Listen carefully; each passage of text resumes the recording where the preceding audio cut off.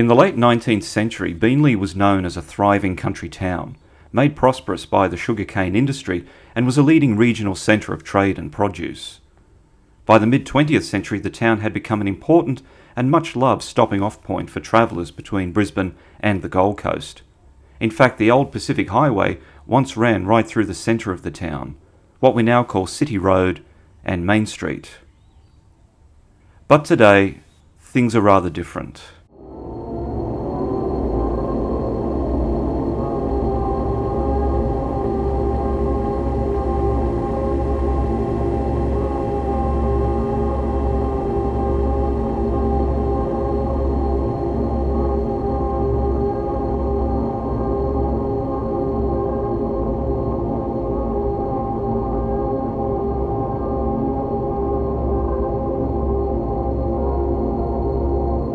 So what happened?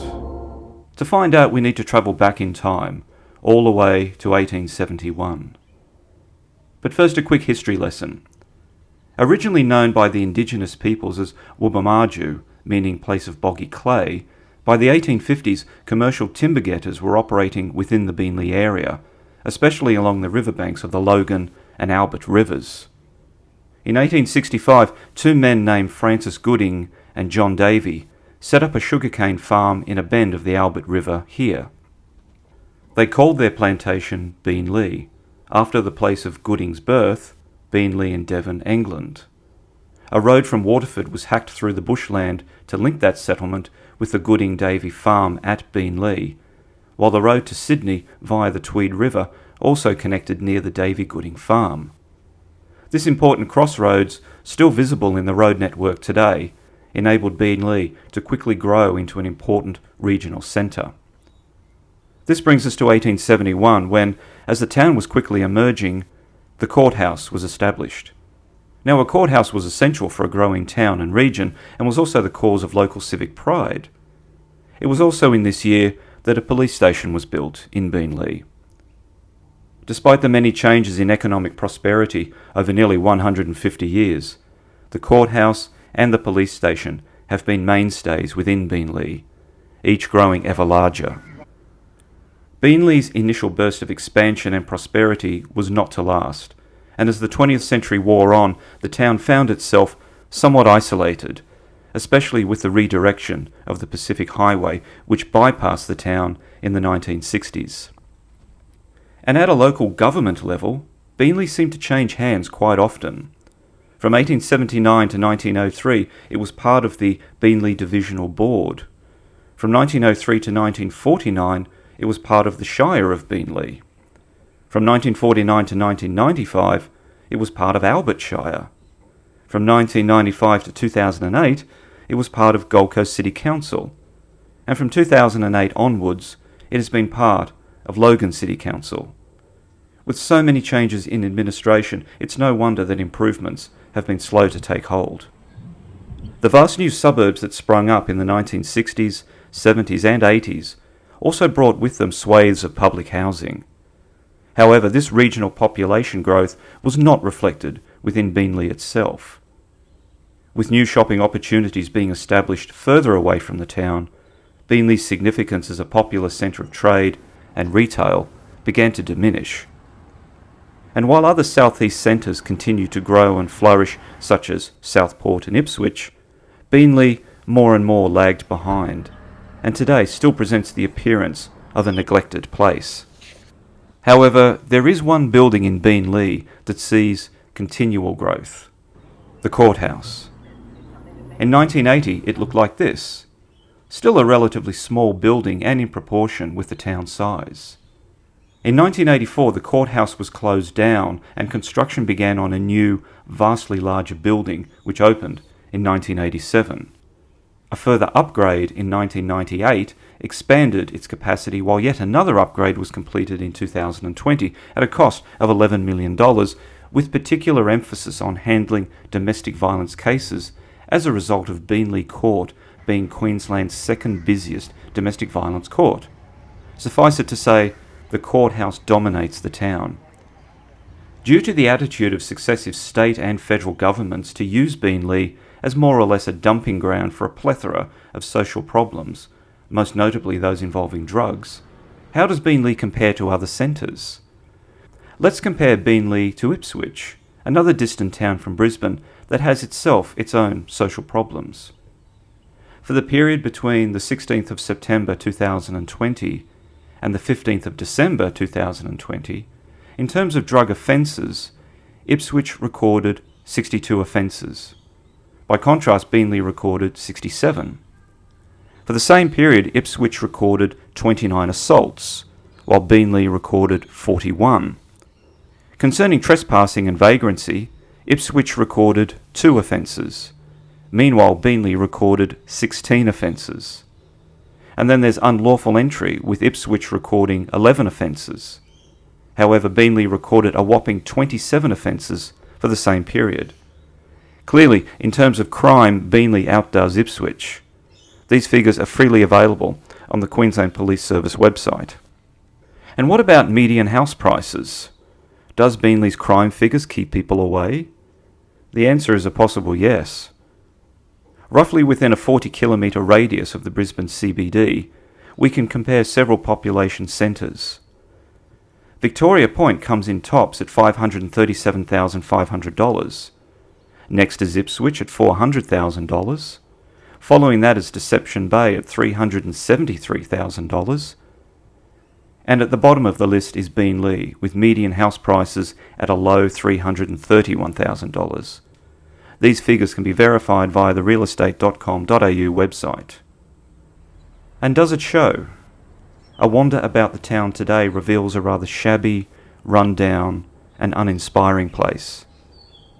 This is in stark contrast to a promotional video produced back in 2010 which depicted plans for the Beenleigh Town Square. Within it are throngs of happy, cheerful shoppers merrily going about their business, while local office workers contentedly eat their lunch in the safe, clean, modern surroundings of the town square. The video is interesting because it shows Beenleigh as a thriving, world-class, vibrant commercial and retail centre. While the town square was eventually built and does occasionally host popular events, for the vast majority of its time it sits empty, frequented not by happy shoppers, but by druggies, the homeless, criminals, and various undesirables. The point is, you don't get this if your priority is always going to be this. This future doesn't just happen. It won't take care of itself. You have to create the conditions for it to occur. And putting a drug rehabilitation clinic right in the centre of town will not achieve that bright future. You can't have both. You can't have a prosperous, glittering town as well as it being a centre of drugs, crime, and public housing. It's one or the other. Where are Beenleigh's pedestrianised malls? Where are the art galleries? Where are the cafes and outdoor dining businesses? These things by and large don't exist here simply because no one wants to live in the centre of the town, nor do business there for fear of the undesirables. Today, Beenleigh boasts the district and magistrates' courts, various legal departments and services, public housing, a probations and parole office, a drug rehab clinic. It's all here. And not wanting to be flippant, but all it now lacks is a prison. If you keep placing all of these services in one town, then you have to expect that the town is gradually going to be overwhelmed by the people who use and or rely on these services. Now, it is not the opinion of this documentary that the homeless and those struggling with substance addiction are not important. Rather, the services some of them require are vitally important and must be provided. However, why should so many of these services be concentrated in such a small area, to the very clear detriment of the wider community in terms of economic development? Beenleigh cannot grow and prosper and fulfill its business and family-orientated potential if it is going to be continually held back by the perplexing and counterproductive attitude of successive state and federal governments that the druggies and the undesirables are to be given top priority. So what can be done? It is my perhaps naive opinion that first of all the courthouse should be moved, perhaps to the large vacant land on the corner of Logan River Road and Spans Road, This location is within easy walking distance of Homeview train station. Additionally, road access is easier here, being as it is on a main road, than at the current courthouse, which is tucked away in back streets. Yes, this would be an expensive undertaking. But how much money is Beenleigh not earning by remaining a centre of drug and crime problems? Instead of perpetually having these, we could have these. And little by little, the various social and criminal services that orbit the courthouse could be relocated either to the new courthouse precinct or to more appropriate and reasonable places, certainly at least away from the town centre, in order to give the town centre a chance to come back to life. The old courthouse could then be repurposed for a variety of useful and much needed activities. The local library could be expanded by moving in there. There could be community meeting rooms, cafes, an art gallery, dining opportunities, perhaps a small concert hall, a museum, a place for special presentations. The list goes on. The building could very well become the pride of Beenleigh, instead of being a place to be largely avoided.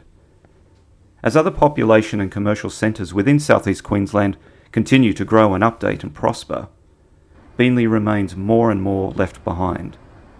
Despite being within easy reach of both Brisbane City and the Gold Coast, and with excellent transportation networks in place, the town ranks low in house prices and high in crime. If current state and federal government attitudes towards Beenleigh are allowed to continue, then Beenleigh itself might end up more like a ghost town, rather than a thriving and desirable family, entertainment and business destination.